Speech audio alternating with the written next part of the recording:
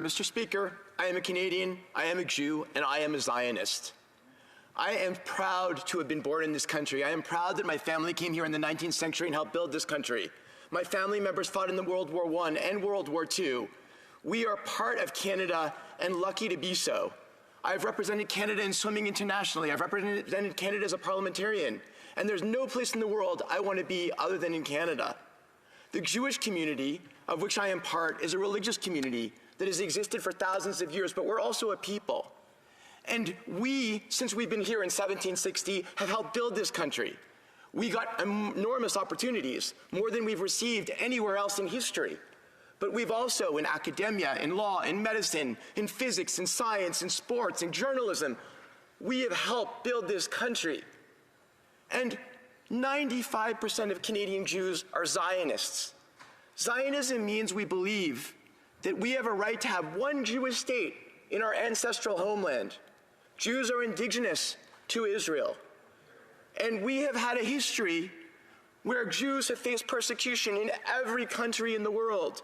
We were expelled from England in 1290. We were expelled from Spain and Portugal in the 1490s. We faced the Crusades where people were killed. We were put in ghettos throughout Europe. We faced the Holocaust. Jews were expelled from Arab lands in the 40s, 50s, 60s, and 70s. And we needed one place where every Jew in the world knew if things went wrong in their country that they could go. And that is Israel, and that's what Zionism means. So when I get horrible, horrible threats and emails saying I'm a dirty Zionist instead of a dirty Jew, that's what Zionism means. So at all these demonstrations around the country, outside of synagogues, and outside of Jewish schools, and outside of Jewish community centers, where people are screaming about how horrible Zionists are, well, I am a Zionist, and I'm not embarrassed or ashamed of being a Zionist. And Canadian Jews should not have to live through what we're living through right now. My community is terrified. We are being intimidated over and over by people protesting outside of Jewish buildings. Canadian Jews have no control over what happens in the state of Israel. Yet for some reason, Jewish buildings across this country are being targeted. In my own riding, at the Jewish community offices where the Jewish Public Library and the Holocaust Museum are located, demonstrators went on private property, surrounded the building, blocked access to the building, and blocked anyone from leaving for over 3 hours. This is happening all over the place. And the demonstrators, while they are perfectly allowed and right to demonstrate wherever they want, they cannot go on private property and they can't block other people from exercising their right to free speech. If I can't enter a building because I can't hear a speaker and they block me and they yell at me and they scream at me and stop me from going in, well then their rights are infringing on my rights. And police need to step in and act as police, and all leaders across this country need to tell them to do so, because this is not fair anymore. It is too much.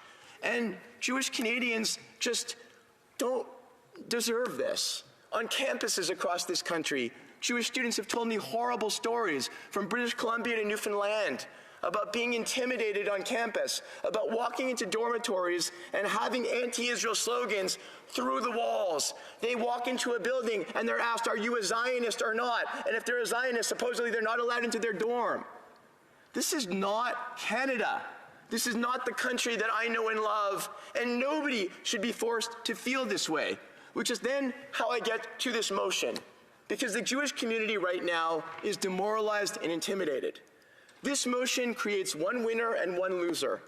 Most Canadian Muslims will vastly support this motion, and they're feeling lots of pain right now in watching the events that are happening in Gaza. But Canadian Jews, if this motion is adopted, will feel tremendous pain because the way this motion is constructed, it is clearly creating a false equivalency of the state of Israel and the terrorist organization Hamas. And in the event that we want this war to end, Hamas can easily lay down arms and surrender and return the hostages and stop using citizens of Gaza as human shields.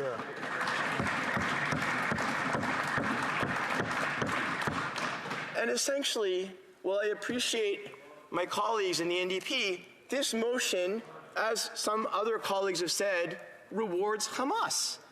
We, for generations in Canada, under successive Liberal and Conservative governments, have said that the way to recognize a Palestinian state, which we all want, living in peace side by side with Israel and in dignity and offering dignity to both peoples, should come when the two states, the two parties, negotiate their borders and the Palestinians elect a government to govern that territory.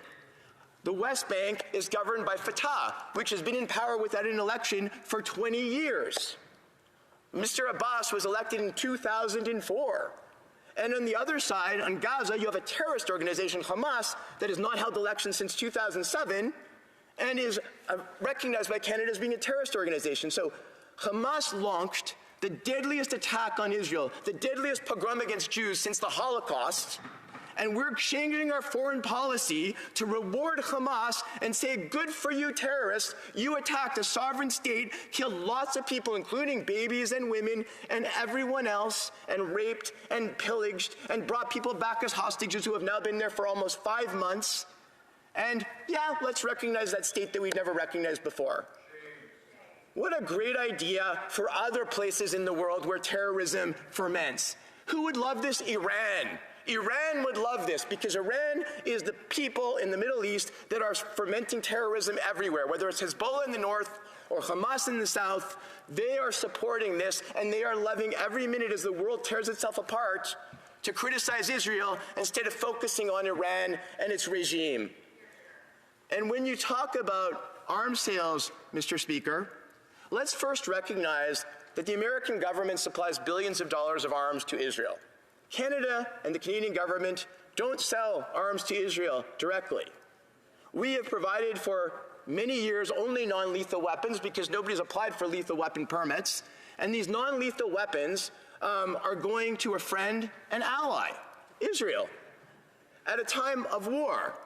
Imagine what the world would look like if all of the countries in the world, which I presume is the principle of the motion, say, we will not ship arms or even non-lethal weapons to Israel, while Hamas and Hezbollah will continue to get their weapons from Iran, through Egypt, and through Lebanon. So Israel, while it has missiles launched at it from Hezbollah in the north and Hamas in the south, will be unable to fight back and be bereft of weapons. That, Mr. Speaker, is a false equivalency that we're now making between Hamas, a terrorist organization, and Israel. And I don't think that this motion goes toward furthering anything toward peace. In fact, it's doing the opposite. It's telling our friend and ally that they're being treated in a different way than the terrorist organization, which is benefiting from weapons being shipped to it. I had the opportunity with the member from Calgary Nose Hill and the member for Eglinton Lawrence and the member for Thornhill and the member for Winnipeg. I wish I could remember the name of the riding, Charleswood, St. James, Assiniboia, Headingley, to visit Israel. And we saw the wreck of the destruction of Hamas. We visited a kibbutz where we saw buildings burned and people who had been burned to death in their safe rooms. We saw blood splattered all over the place, houses ransacked. We heard from people who had been terrorized. And you have to understand, Mr. Speaker, Israel feels that if they don't destroy the terrorist group Hamas, there will be another pogrom that kills more Israelis tomorrow or the next week or the next month. So I understand how horrible it is to see the situation in Gaza. I understand how the world looks at it with revulsion to see people dying. But we also have to understand that a democratic nation has been on many occasions attacked, war started against it, and now all sides in Israel feel they need to fight back. And so, Mr. Speaker, I stand with Israel, our democratic ally, our friend, and we, when a time of war, is when you look at countries and you say, do you stand with our ally or not? Mr. Speaker, Canada should be standing with Israel. Canada should be defending the right of Israel to fight back against a terrorist organization, and we should not be passing motions that make the terrorist organization equivalent to a democratic state. Thank you.